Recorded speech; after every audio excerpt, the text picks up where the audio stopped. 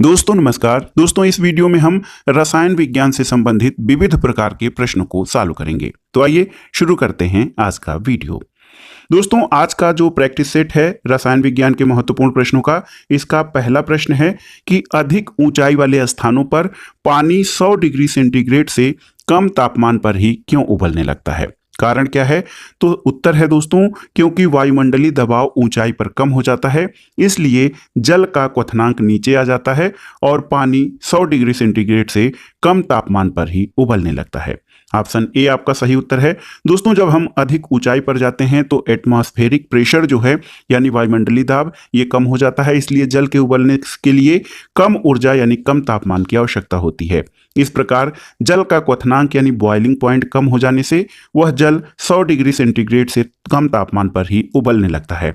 और इसके विपरीत यदि अधिक ऊंचाई वाले स्थानों पर खाना पकने में इसीलिए अधिक समय लगता है क्योंकि खाने को एक निश्चित ताप पर तथा एक निश्चित समय तक गर्म करना पड़ता है, इसलिए खाना पकाने के लिए उसे अधिक देर तक गर्म करना पड़ता है।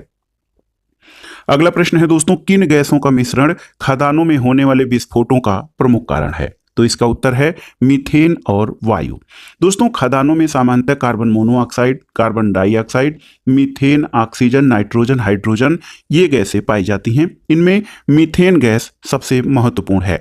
जब मीथेन गैस एक निश्चित मात्रा में 5 से 15% मीथेन गैस वायु के साथ मिश्रित हो जाती है तो ये तीव्र विस्फोट करती है, जिससे जल, कार्बन डाइऑक्साइड और अत्यधिक ऊष्मा मुक्त होती है। तो याद रखिएगा दोस्तों, मीथेन और वायु का मिश्रण खदानों में होने वाले विस्फोटों का प्रमुख कारण है।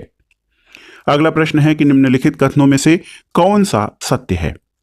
देखिए, डीडीटी रोगाणुनाशक, आरडीएक्स विस्फोटक, टीएनटी कीटनाशक, एलएसडी विषाणुनाशक।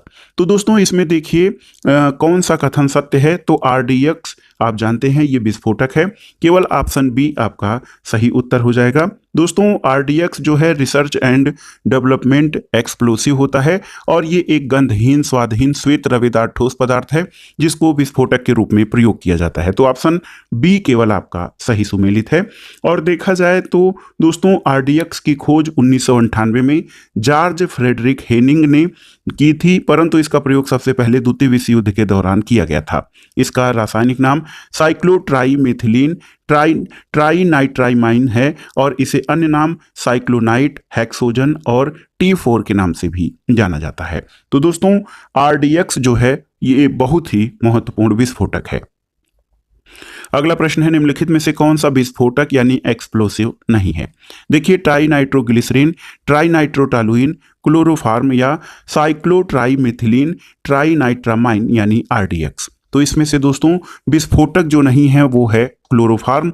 और क्लोरोफार्म का प्रयोग दोस्तों शल्य चिकित्सा यानी ऑपरेशनल जो प्रोसेस है उसमें रोगी को बेहोश करने के लिए निश्चेतक के रूप में प्रयोग किया जाता है। अगला प्रश्न है, निम्नलिखित विस्फोटकों में से किसमें नाइट्रोग्लिसरीन एक आवश्यक संघटक के रूप में नहीं पाया जाता? देखिए, ऑप्शन है कार्डाइट, ब्लास्टिंग जिलेटिन, डायनामाइट या एमाटोल में। तो सही उत्तर एमाटोल में। दोस्तों नाइट्रोग्लिसरीन एक भारी रंगहीन तैलीय विस्फोटक तरल पदार्थ है। सामान्यतः यह श्वेत धूम्र युक्त नाइट्रिक अम्ल होता है। और कार्डाइट, ब्लास्टिंग जिलेटिन और डायनामाइट में नाइट्रोग्लिसरीन एक आवश्यक संघटक है। और एमाटोल एक अत्यधिक विस्फोटक तत्व है जो ट्राइनाइट्रोटॉलुइन और अमोनियम नाइट्रेट के मिश्रण से निर्मित होता है। और एमाटोल में दोस्तों नाइट्रोग्लिसरीन नहीं पाया जाता है। अगला प्रश्न बहुत ही आसान सा है, छोटी कक्षाओं से ही हम पढ़ते चले आ रहे हैं। निम्नलिखित में से कौन सा रसायन फल को पकाने में सहायता करता है? तो आप जानते हैं इथेफान। दोस्तों इथेफान जो है ये एक पादप विकास नियामक जो है होता है, पादप विकास नियामक है और इसका प्रयोग गेहूं, चावल, कॉफी, तंबाकू और कपास पर किया जाता है ताकि पौधे और उनके फल तेजी से परिपक्व हो सकें। और मैलाथियन तो आप जानते हैं ये एक कीटनाशक है, लेकिन इथेफान जो रसायन होता है दोस्तों ये फलों को पकाने में सहायता करता है। अगला प्रश्न है कि प्रथम विश्व युद्ध में किसका प्रयोग रासायनिक आयुध के रूप में किया गया था? तो उत्तर है दोस्तों मस्टर्ड गैस।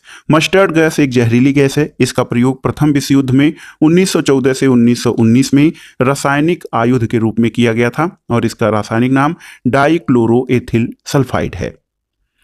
अगला प्रश्न है किसके निर्माण में फिनाल का प्रयोग किया जाता है? तो देखिए पीवीसी, नायलॉन, पॉलीस्टीरीन या बेकेलाइट?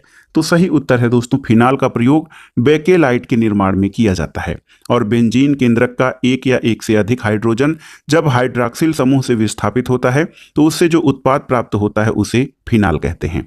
यह एक कार्बोलिक अम्ल है और वर्ष 1907 में लियो बेकलैंड ने फिनाल और फॉर्मेल्डिहाइड की अभिक्रिया के फलस्वरूप बेकेलाइट के निर्माण किया था। तो याद रखिएगा फिनाल का प्रयोग बेकेलाइट के निर्माण में किया जाता है।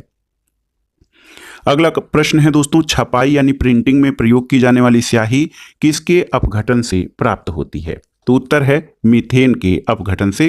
दोस्तों मीथेन एक रंगहीन, स्वादहीन, गंधहीन गैस है और इसके अतिरिक्त ये कार्बनिक पदार्थों के विघटन से भी उत्पन्न होती है और कोयले से निकलने वाली गैसों में भी विद्यमान रहती है। मीथेन गैस काले रंग के मोटर टायर, छापे खाने की स्याही, पेंट तथा कार्बन की छड़ें बनाने में प्रयुक्त होती है। धान के खेत, कोयले की खदानों और घरेलू पशु आदि वातावरण में मीथेन उत्सर्जन के कृत्रिम स्रोत हैं, जबकि आर्द्रभूमि और समुद्र मीथेन उत्सर्जन के प्राकृतिक स्रोत हैं। अगला प्रश्न है दोस्तों, निम्नलिखित में से कौन सा रसायन फल पकाने के लिए उपयोग में लाया जाता है? ऑप्शन है sodium chloride, calcium carbide, potassium chloride या उपर्युक्त में से कोई नहीं। तो सही उत्तर है दोस्तों फलों को पकाने के लिए कैल्शियम कार्बाइड यानी CaC2 का प्रयोग किया जाता है। ऑप्शन बी आपका सही उत्तर है। दोस्तों फलों को पकाने में कैल्शियम कार्बाइड नमी से अभिक्रिया करके एसिटिलीन गैस का निर्माण करता है और ये गैस फलों को पकाने में महत्वपूर्ण होता है। अगला प्रश्न है दोस्तों, एथिल एल्कोहल में कौन सा पदार्थ मिलाकर इसे पीने के अयोग्य बनाया जाता है? यानी एथिल एल्कोहल में कौन सा पदार्थ मिला दिया जाए कि ये पीने योग्य नहीं रह जाता है? ऑप्शन है पोटेशियम साइनाइड, मेथेनॉल एवं पिरिडीन, नेफ्थलीन या एसिटिक अम्ल एवं पिरिडीन। तो सही उत्तर है मेथेनॉल एवं पिरिडीन। दोस्तों एथिल एल्कोहल में मेथेनॉल और पिरिडीन मिला देने से ये जहर बन जाता है और इसको पीने से व्यक्ति की मृत्यु हो सकती है। अगला प्रश्न है कि निम्नलिखित में से किसको वुड स्पिरिट भी कहा जाता है? आपको बताना है। तो उत्तर है मेथिल एल्कोहल को। दोस्तों मेथिल एल्कोहल को कास्ट स्पिरिट भी कहा जाता है और आप जानते हैं कि मेथेनॉल एक हल्का, रंगहीन, ज्वलनशील पदार्थ है जो सामान्य ताप पर तरल अवस्था में पाया जाता है। इसमें किसी भी अन्य तरल ईंधन की अपेक्षा अधिक हाइड्रोजन और कम कार्बन पाया जाता है। मेथेनॉल को वुड स्पिरिट या वुड एल्कोहल भी कहा जाता है क्योंकि इसे लकड़ी के आसवन की प्रक्रिया में बाई प्रोडक्ट के रूप में प्राप्त किया जाता है। अगला प्रश्न है शक्कर के किण्वन से क्या बनता है? यानी शक्कर या चीनी के किण्वन से क्या बनता है? तो आप जानते हैं इथाइल एल्कोहल अथवा एथिल एल्कोहल। दोस्तों शक्कर या शर्करा जिसका फार्मूला C12H22O11 है, इसके किण्वन यानी फर्मेंटेशन से एथिल एल्कोहल बनता है। यह एक प्रमुख औद्योगिक रसायन है जो विलायक यानी सॉल्वेंट के रूप में अन्य कार्बनिक पदार्थों के संश्लेषण में और गैसोहाल यानी पेट्रोल और एथिल एल्कोहल के मिश्रण के निर्माण में प्रयोग किया जाता है। तो याद रखिएगा शक्कर के किण्वन से इथाइल एल्कोहल का निर्माण होता है। अगला प्रश्न है दोस्तों, शीरा के किसके उत्पादन के लिए अति उत्तम कच्चा माल होता है? तो ये बहुत ही महत्वपूर्ण है। आप जानते भी होंगे कि शीरा दोस्तों ये एल्कोहल निर्माण में एक महत्वपूर्ण कच्चा माल है। ऑप्शन सी आपका सही उत्तर है। शीरा दोस्तों शहद के समान एक गाढ़ा तरल पदार्थ है जो चीनी के निर्माण के दौरान उप उत्पाद के रूप में मिलता है। शीरा में सुक्रोज के रूप में 50 से 55% शर्करा पाई जाती है, इसलिए यह एल्कोहल यानी एथिल एल्कोहल के निर्माण में एक उत्तम कच्चा माल माना जाता है। 1 टन एथिल एल्कोहल के उत्पादन के लिए लगभग 5.6 टन शीरा की आवश्यकता होती है। अगला प्रश्न है निम्नलिखित में से कौन सा पॉलीमर नहीं है? आपको बताना है। ऑप्शन है नायलॉन, टेफ्लॉन, कैप्रोलैक्टम या पॉलीस्टीरीन। तो सही उत्तर है कैप्रोलैक्टम। दोस्तों कैप्रोलैक्टम एक कार्बनिक यौगिक है जिसका प्रयोग नायलॉन 6 और रेजिन आदि संश्लेषित रेशों के निर्माण में कच्चे माल के रूप में किया जाता है। अगला प्रश्न है गन पाउडर किसका मिश्रण है? आपको बताना है। तो सही उत्तर है गन पाउडर दोस्तों नाइट्रेट, सल्फर और चारकोल का मिश्रण है। गन पाउडर को ब्लैक पाउडर भी कहा जाता है। ये सर्वाधिक प्राचीन रासायनिक विस्फोटक है और ये पाउडर सल्फर, चारकोल और पोटेशियम नाइट्रेट यानी शोरा जिसको साल्ट पीटर कहा जाता है इसका मिश्रण होता है, जिसमें सल्फर और चारकोल ईंधन के रूप में और पोटेशियम नाइट्रेट ऑक्सीकारक के रूप में कार्य करता है। गन पाउडर का प्रयोग बंदूकों और तोपों तथा खदानों में विस्फोट के लिए और पटाखा उद्योग में किया जाता है। अगला प्रश्न है निम्न में से कौन सा मिश्रण TNT यानी ट्राई नाइट्रोटोलुइन के विस्फोट का प्रमुख कारण है? तो सही उत्तर है अमोनियम नाइट्रेट। दोस्तों अमोनियम नाइट्रेट जो होता है ये बहुत ही महत्वपूर्ण है ट्राई नाइट्रोटॉलुइन में। टॉलुइन को सांद्र नाइट्रिक अम्ल और सल्फ्यूरिक अम्ल के साथ लंबे समय तक गर्म करने पर टीएनटी का निर्माण होता है। और मिलिट्री और औद्योगिक उद्देश्यों के साथ टीएनटी का प्रयोग खाद्यान्नों में विस्फोट के लिए भी किया जाता है और ये अन्य विस्फोटकों जैसे नाइट्रोग्लिसरीन से अपेक्षाकृत अधिक सुरक्षित है। अगला प्रश्न है दोस्तों अमोनल। अमोनल किसका मिश्रण है आपको बताना है। तो सही उत्तर है अमोनल। दोस्तों ये एल्यूमिनियम पाउडर और अमोनियम नाइट्रेट का मिश्रण है और ये एक विस्फोटक यानी एक्सप्लोसिव पदार्थ है जो एल्यूमिनियम पाउडर और अमोनियम नाइट्रेट का मिश्रण है। इसमें एल्यूमिनियम पाउडर ईंधन के रूप में और अमोनियम नाइट्रेट ऑक्सीकारक के रूप में कार्य करता है। पहले अमोनल का प्रयोग सेना द्वारा लैंड माइन या भूमिगत सुरंगों को बिछाने में किया जाता था, लेकिन वर्तमान में ये औद्योगिक विस्फोटक के रूप में खदानों में विस्फोट के लिए और चट्टानों के उत्खनन यानी क्वेरिंग में प्रयोग किया जाता है। अगला प्रश्न है दोस्तों सीमेंट के रासायनिक घटक क्या हैं। तो सही उत्तर है दोस्तों सीमेंट जो है ये चूना पत्थर, चिकनी मिट्टी और जिप्सम से मिलकर बना होता है। ये सीमेंट जो है एक जोड़ने वाला पदार्थ है जो भवन निर्माण में प्रयुक्त होने वाले पदार्थों जैसे ईंट पत्थर को जोड़ने में प्रयोग किया जाता है। सीमेंट बारीक पिसे हुए चूर्ण के रूप में होती है जो जल के साथ मिलाने पर अत्यंत कठोर हो जाती है। विश्व भर में सर्वाधिक प्रयोग की जाने वाली सीमेंट पोर्टलैंड सीमेंट है जिसके निर्माण में चूना पत्थर, कैल्शियम कार्बोनेट, चिकनी मिट्टी, सिलिका, जिप्सम, एल्यूमिना और आयरन ऑक्साइड का प्रयोग किया जाता है। अगला प्रश्न है कि पानी की उपस्थिति में सीमेंट के जमने की अभिक्रिया कौन सी अभिक्रिया कहलाती है। तो सही उत्तर है पानी की उपस्थिति में सीमेंट के जमने की अभिक्रिया एक जल योजित अभिक्रिया कहलाती है। जल योजन अभिक्रिया यानी हाइड्रेशन रिएक्शन का मतलब ये होता है कि सीमेंट में जल मिलाने पर कुछ समय बाद सीमेंट में उपस्थित लगभग सभी यौगिक जल के अणुओं के साथ रासायनिक बंधों के द्वारा हाइड्रेट्स का निर्माण करते हैं और ये प्रक्रिया जल योजन कहलाती है। इस प्रक्रिया के दौरान सीमेंट के सूक्ष्म कणों से बड़े रवादार कणों का निर्माण होता है जो आपस में जुड़कर सीमेंट को कठोरता प्रदान करते हैं और सीमेंट जम जाता है यानी सेट हो जाता है। अगला प्रश्न है दोस्तों कंक्रीट किसका मिश्रण है आपको बताना है। तो देखिए कंक्रीट जो है ये किसका मिश्रण है। तो सही उत्तर है कंक्रीट दोस्तों सीमेंट, रेत, बजरी और पानी का मिश्रण होता है जो अत्यंत ही कठोर संरचना में जमता है जिसका प्रयोग फर्श, सड़क और छतों के निर्माण में किया जाता है। अगला प्रश्न है निम्न में किसको मिलाने पर कांच का रंग हरा हो जाता है। तो कौन सा रसायन है दोस्तों। देखिए क्रोमियम ऑक्साइड। क्रोमियम ऑक्साइड जो रसायन है इसको मिलाने से कांच का रंग हरा हो जाता है। कांच को विभिन्न रंग प्रदान करने वाले रसायन तो क्रोमियम ऑक्साइड से कांच का हरा रंग, मैग्नीज डाइऑक्साइड से कांच को लाल रंग, आयरन ऑक्साइड से कांच को भूरा रंग और कोबाल्ट ऑक्साइड कांच को गहरा नीला रंग प्रदान करता है। तो याद रखिएगा कांच का हरा रंग क्रोमियम ऑक्साइड के कारण होता है। अगला प्रश्न है रासायनिक उपकरण जैसे बीकर, फनल आदि बनाने के लिए किस प्रकार का कांच प्रयोग किया जाता है। तो सही उत्तर है दोस्तों रासायनिक उपकरणों जैसे बीकर, फनल आदि बनाने के लिए कठोर कांच का प्रयोग किया जाता है और पोटास लाइम कांच को कठोर कांच कहा जाता है। ये सिलिका, कैल्शियम कार्बोनेट और पोटेशियम कार्बोनेट के मिश्रण से बनाया जाता है और ये कांच अम्लों, क्षारों और अन्य विलायकों के प्रति सामान्य कांच की अपेक्षा अधिक प्रतिरोधी होता है।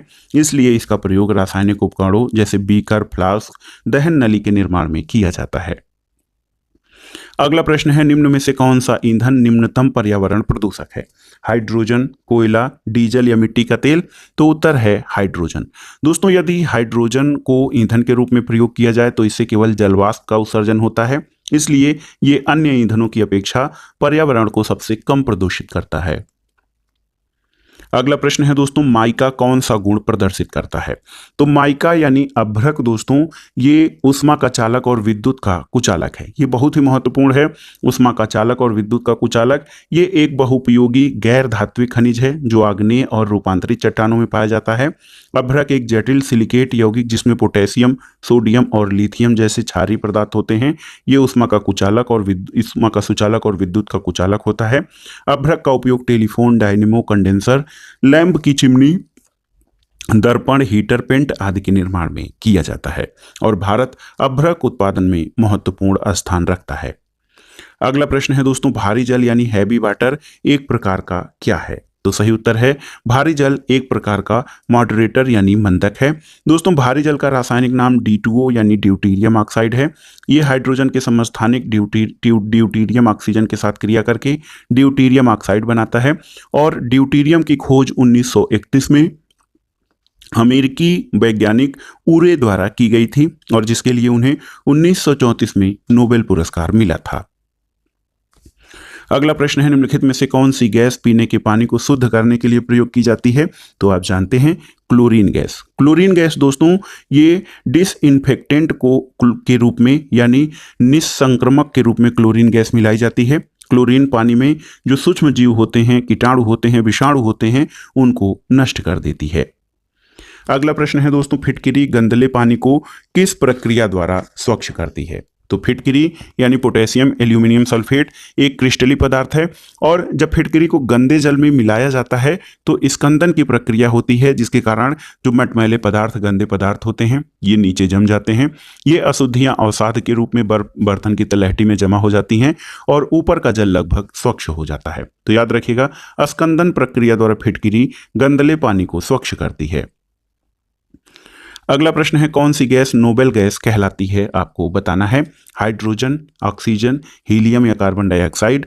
तो सही उत्तर है दोस्तों हीलियम। ये जो ऑप्शंस दिए गए हैं इसमें हीलियम नोबेल या उत्कृष्ट गैस है और आवर्त सारणी में समूह 18 में रखे गए 7 रासायनिक तत्वों को नोबेल गैस कहा जाता है। हीलियम, नियान, आर्गन, क्रिप्टान, जिनान और रेडान। ये दोस्तों नोबेल गैसें जो होती हैं रंगहीन, गंधहीन, स्वादहीन और अज्वलनशील होती हैं। अगला प्रश्न है दोस्तों गोताखोरों द्वारा सांस लेने के लिए उपयोग की जाने वाली गैसें कौन सी हैं? तो यह है ऑक्सीजन और हीलियम का मिश्रण। दोस्तों गोताखोर यानी डाइवर्स के द्वारा समुद्र के अंदर सांस लेने के लिए विभिन्न प्रकार की गैसों का मिश्रण प्रयोग किया जाता है और आप जानते हैं ऑक्सीजन और हीलियम के मिश्रण का दबाव सामान्य वायु के दबाव से कम होता है। इसलिए तकनीकी गोताखोरों के द्वारा लंबी दूरी और अधिक गहरे समुद्र में गोताखोरी के दौरान इसका प्रयोग किया जाता है। नाइट्रोजन और ऑक्सीजन के मिश्रण को एनरिच्ड एयर भी कहा जाता है क्योंकि इसमें शुद्ध नाइट्रोजन और ऑक्सीजन का मिश्रण होता है। अगला प्रश्न है कौन सी हास्य गैस यानी लाफिंग गैस के रूप में प्रयोग किया जाता है? तो सही उत्तर है नाइट्रस ऑक्साइड। ऑप्शन ए आपका सही उत्तर है। N2O यानी नाइट्रस ऑक्साइड को दोस्तों सामान्यतः हास्य गैस अथवा नाइट्रस कहा जाता है। ये एक रंगहीन, अज्वलनशील, मधुर गंध और स्वाद वाली गैस है। इसको सूंघने पर अत्यंत सुखद अनुभव होता है और हंसी आती है। नाइट्रस ऑक्साइड का सर्व प्रमुख प्रयोग दंत चिकित्सा और शल्य चिकित्सा के दौरान निश्चेतक के रूप में किया जाता है।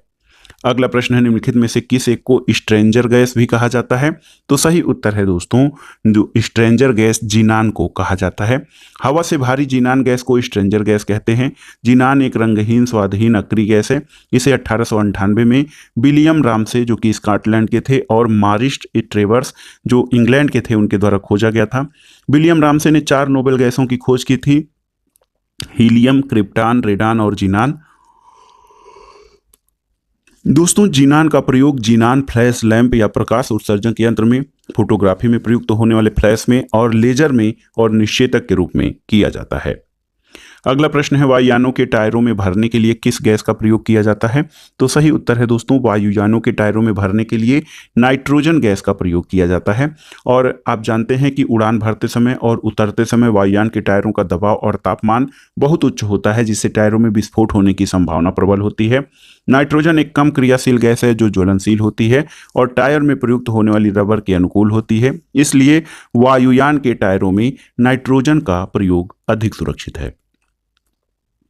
अगला प्रश्न है दोस्तों अश्रु गैस में प्रयोग की जाने वाली गैस कौन सी होती है? तो सही उत्तर है अश्रु गैस के रूप में दोस्तों देखिए अमोनिया और क्लोरीन दोनों गैसें प्रयोग की जाती हैं। तो ऑप्शन डी आपका सही उत्तर है, ए और बी दोनों। दोस्तों देखिए अश्रु गैस या टीयर गैस जिसे कहते हैं ये सामान्यतः अमोनिया का प्रयोग किया जाता है। क्लोरीन, अल्फा क्लोरो एसिटोफिनान और एक्रोलिन आदि प्रमुख अश्रु गैसें हैं। अश्रु गैस का प्रयोग कभी कभी अनियंत्रित भीड़ को तितर बितर करने के लिए किया जाता है और ये मानव नेत्र के संपर्क में आने से आंखों में जलन उत्पन्न करती है। अगला प्रश्न है हैलोजनों में सबसे अधिक अभिक्रियाशील कौन सा है? देखिए दोस्तों, हैलोजनों में सबसे अधिक अभिक्रियाशील कौन सा है? फ्लोरीन, क्लोरीन, ब्रोमीन या आयोडीन? तो सही उत्तर है फ्लोरीन। देखिए दोस्तों, हैलोजनों में सबसे अधिक अभिक्रियाशील फ्लोरीन गैस है और इसमें देखिए हैलोजन में 6 तत्व शामिल हैं: फ्लोरीन, क्लोरीन, ब्रोमीन, आयोडीन और एस्टेटिन, और कृत्रिम रूप से निर्मित तत्व टेनेसीन। सामान्य ताप पर फ्लोरीन और क्लोरीन गैसीय अवस्था में, आयोडीन और एस्टेटिन ठोस अवस्था में और ब्रोमीन द्रव अवस्था में पाया जाता है। अगला प्रश्न है दोस्तों, देखिए, ट्यूबलाइट में निम्न दाब पर भरा जाने वाला गैसीय मिश्रण क्या होता है? तो सही उत्तर हो जाएगा दोस्तों, ट्यूबलाइट में निम्न दाब पर नियान और पारे की वाष्प भरी जाती है। तो ट्यूबलाइट कांच की एक लंबी ट्यूब होती है जिसका प्रयोग प्रकाश उत्सर्जन के लिए किया जाता है। ट्यूब के अंदर आर्गन, जिनान, नियान अथवा क्रिप्टान आदि अक्रिय गैस को पारे की वाष्प के साथ भर दिया जाता है और ट्यूब की भीतरी सतह पर फास्फर पाउडर का लेप चढ़ाया जाता है, क्योंकि यह पराबैंगनी प्रकाश को दृश्य प्रकाश में परिवर्तित कर देता है, जिससे ट्यूबलाइट आंखों के लिए सुरक्षित और अधिक मात्रा में प्रकाश प्रदान करती है। अब आइए देखते हैं दोस्तों, सामान्य मानव शरीर में तत्वों की औसत मात्रा। तो आपकी जानकारी के लिए बता दें कि सामान्य मानव शरीर में सर्वाधिक मात्रा ऑक्सीजन की, उसके बाद दूसरे नंबर पर कार्बन, फिर हाइड्रोजन और नाइट्रोजन का होता है। देखिए, ऑक्सीजन 65%, कार्बन 18.5%, मानव शरीर में दोस्तों hydrogen 9.5%, nitrogen 3.2%, calcium 1.5%, phosphorus 1%, potassium की मात्रा 0.04%, सल्फर 0.03%, इसके अलावा सोडियम 0.02% और क्लोरीन 0.02%, मैग्नीशियम 0.1% और लोहा 0.004% और अन्य तत्व 0.046% पाए जाते हैं। तो याद रखिएगा, मानव शरीर में सबसे अधिक मात्रा में प्रतिशत मात्रा ऑक्सीजन की, उसके बाद कार्बन, फिर हाइड्रोजन की पाई जाती है। आइए देखते हैं दोस्तों, व्यापारिक पदार्थों के रासायनिक नाम और सूत्र। धोने वाले सोडे का जो रासायनिक नाम है सोडियम कार्बोनेट है, Na2CO3। कास्टिक सोडा दोस्तों ये सोडियम हाइड्रोक्साइड है, NaOH। सुहागा जो है ये बोरेक्स का व्यापारिक नाम है, Na2B4O7 × 10H2O, ये बोरेक्स यानी सुहागा का जो है सूत्र है। साधारण नमक को आप जानते हैं सोडियम क्लोराइड या NaCl। बेकिंग सोडा ये सोडियम बाइकार्बोनेट है जिसका सूत्र है NaHCO3। लाल सिंदूर दोस्तों लेड परऑक्साइड होता है और Pb3O4 ये सिंदूर का सूत्र है। फिटकिरी देखिए तो पोटेशियम एल्यूमिनियम सल्फेट K2SO4Al2SO4 इनका थ्राइस इंटू 24H2O ये फिटकिरी का सूत्र है। लाल दवा पोटेशियम पर मैग्नेट होती है KMnO4। Caustic potash potassium hydroxide है KOH। शोरा ये पोटेशियम नाइट्रेट है KNO3। विरंजक चूर्ण दोस्तों ब्लीचिंग पाउडर होता है CaOCl2 यानी कैल्शियम हाइपोक्लोराइड। चूने का पानी ये कैल्शियम हाइड्रोक्साइड है CaOH का ट्वाइस। जिप्सम ये देखा जाए रासायनिक रूप से कैल्शियम सल्फेट CaSO4 × 2H2O है। प्लास्टर ऑफ पेरिस ये कैल्शियम सल्फेट हेमीहाइड्रेट होता है यानी CaSO4 × ½ H2O, ये प्लास्टर ऑफ पेरिस यानी POP का रासायनिक नाम है। चाक दोस्तों ये कैल्शियम कार्बोनेट होता है CaCO3। चूने का पत्थर कैल्शियम कार्बोनेट है CaCO3। संगमरमर कैल्शियम कार्बोनेट है CaCO3 और इसके अलावा नौसादर अमोनियम क्लोराइड होता है NH4Cl। अम्लराज जिसको कि दोस्तों अम्लराज जो है बहुत ही महत्वपूर्ण है और इसको एक्वारेजिया कहा जाता है। ये सांद्र नाइट्रिक अम्ल और सांद्र हाइड्रोक्लोरिक अम्ल का 1:3 का अनुपात होता है। HNO3 + 3HCl ये अम्लराज होता है। जल गैस क्या है? तो कार्बन मोनोऑक्साइड और हाइड्रोजन गैस का मिश्रण जल गैस है CO + H2। इसके अलावा शुष्क बर्फ यानी ठोस कार्बन डाइऑक्साइड CO2 इसका फार्मूला है। हरा कशिश फेरस सल्फेट होता है FeSO4 × 7H2O। क्लोरोफार्म रासायनिक रूप से टाइक्लोरोमेथेन है CHCl3 और MIC यानी मिक ये मिथाइल आइसोसाइनेट है CH3NCO। और आप जानते हैं भोपाल गैस दुर्घटना 1984 में मिथाइल आइसोसाइनेट गैस रिसाव हुआ था। इसके अलावा सफ़ेद कशिश दोस्तों ये जिंक सल्फेट होता है ZnSO4 × 7H2O। क्विक सिल्वर ये मरकरी है, ये Hg यानी पारा जो है क्विक सिल्वर इसको कहते हैं।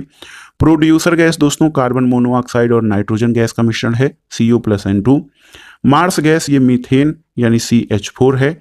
सिरका एसिटिक अम्ल का तनुबिलियन है CH3COOH और कार्बोलिक अम्ल ये फिनाल है C6H5OH। वुड स्पिरिट दोस्तों ये मिथाइल एल्कोहल है CH3OH। भारी जल का फार्मूला है D2O यानी ड्यूटीरियम ऑक्साइड। और यूरिया ये यूरिया कार्बामाइड है NH3CONH2 ये यूरिया का फार्मूला है। तो दोस्तों ये था आज का। दोस्तों इसके बाद आगे हम जीव विज्ञान यानी बायोलॉजी से संबंधित महत्वपूर्ण प्रश्नों को सॉल्व करेंगे। और जैसा कि आप जानते हैं कि जीव विज्ञान सामान्य विज्ञान का सबसे महत्वपूर्ण खंड है, तो उसके लिए आप अच्छे से तैयार रहिएगा। वीडियो आपको कैसा लगा हमें कमेंट बॉक्स में जरूर बताइएगा। वीडियो देखने के लिए धन्यवाद दोस्तों, नमस्कार।